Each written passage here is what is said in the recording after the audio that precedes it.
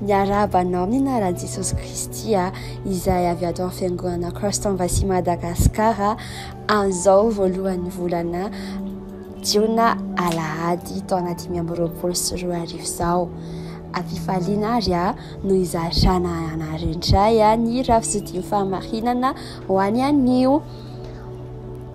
Ny lohahevitry ny rafitsadia androany izay nosoratan'ny pasteur Chris Oyakilome izay filoham-panorona fiangonana Cross-Tombasy maneran-tany dia hoe ny teny no fanananao sarobidy indrindra. Alleluia.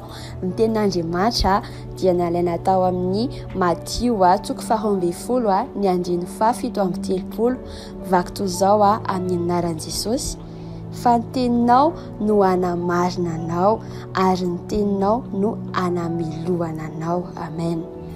Ny famelabelaran'ny lelan'Andriamanitra eto dia hoe noho ny tsy fahatsapana ny sarobidy sy ny herin'io teny io dia maro no mampiasa ny teny tsy ara-dalàna, tsy miteny araka ny tokony ho izy izy ireo. Ny hoe miteny araka ny tokony ho izy dia miteny mifanaraka amin'ny tenin'Andriamanitra, miteny izay nolazain'Andriamanitra dia hoy ny ao amin'ny Hebreo 7:12 ny 15 ka hatramin'ny 4 vaky toy izao ny anaran'i Jesosy fa hoy izy ka dia say manao hoe isika, izany hoe zavatra ny teny velona izy io ary mahery ihany koa ary mamorona io teny io. Ny teny no mamolavola ny anjara voatenitry mamaritra ny zava-misy ary ihany koa mamaritra ny vokatra. Amen. Raha tianao ny ahalala hoe nahoana ny toy izao ny fiainanao dia tsy ahivo ireo teninao hatr'izay. Eno ny teninao, ny teny lazainao no mamaritra ny fahasalamanao. Ny teny lazainao konkoa dia mamaritra ny bika aman'endrikao ary na dia ny hoavinao ihany kokoa aza.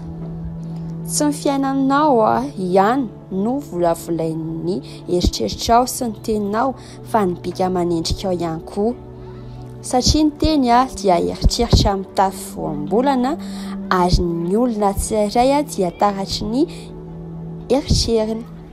Noho izany raha fanehoana ny eritreritra ny teny dia tsy midika izany fa mampiseho ny toetranao ny teninao. Tsy misy olona afaka miaina ivelan'ny fomba fiteny izany. Ny teninao no mamaritra anao. Efa nahita olona feno ahiahy foana ve ianao na dia tsy miketrona aza ny endriny?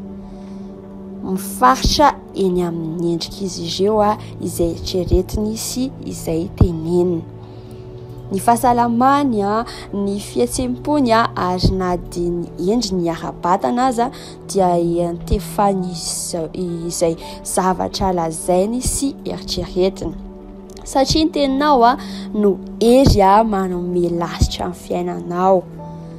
Koa rehefa miteny dia mitenena tenim-pinoana, fandresena, hery, fahombiazana ary fahasalaman'Andriamanitra ianao. Dia hifanaraka amin'ireo teny ireo ny fiainanao. Hoy ny ao am-baiboly ao amin'ny ohabolana 5:12 ny 14 amin'ny anaran'i Jesosy ny teny malemy dia azonaina.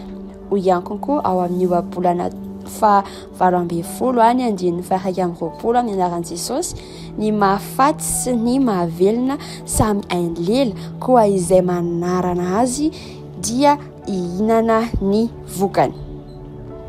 Ny ao amin'ny Petera voalohany ihany koa 2:10 amin'ny anaran'i Jesosy dia mitondra izany ho amin'ny faratampony. Hoy izy amin'ny anaran'i Jesosy fa na iza maniry fiainana sy hita androsoa aka izy hiaro ny lelany amin'ny ratsy ary ny molony mba tsy teny fitaka.